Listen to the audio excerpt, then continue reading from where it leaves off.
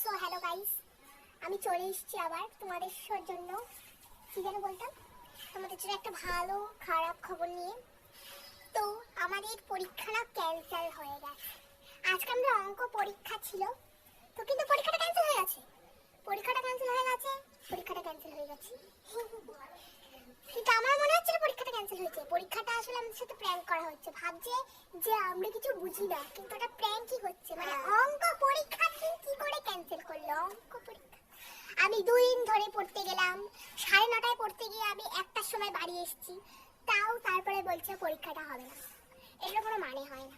হ্যাঁ, আমার এই বুকের এই পাশটা অনেক খুশি হয়েছে, এই পাশটা একদমই খুশি হয়নি, কারণ কি পরীক্ষাটা ক্যান্সেল, আমাকে আবার সবার কাছে পড়তে যেতে হবে, এটা কোনো কথা হয় না। তো আমি একদমই খুশি হয়নি। আমি এটার জন্য আন্দোলন বের করব। এটা একদম ঠিক হয়নি। কেন পরীক্ষাটা ক্যান্সেল করলো, কেন করলো? এমনকি আমি জানি না, আমাকে সকালবেলা লোকে ফোন করে বলছে। এটা কোনো মানে হয় না।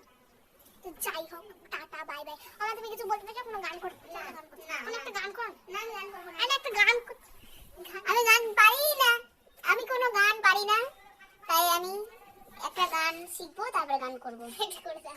এখন আমি কি গান করবো, একটু গানটা বুঝতে পারছি না। হাসিনে পিসিনে মিনাজিম কি দেশকে সো এই যে একটা নাচ ছিল আমার অঙ্ক পরীক্ষা ক্যান্সেল হওয়ার জন্য।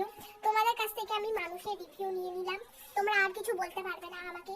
আমি ডেলি ভ্লগ দিচ্ছি তোমাদেরকে। তোমরা লাইক কমেন্ট শেয়ার না করলে তোমাদের বাড়িতে গিয়ে আমি করে আসবো। তো tata bye bye good bye. তুমি বলতে হবে tata bye bye good bye. Tata bye bye good bye bye bye.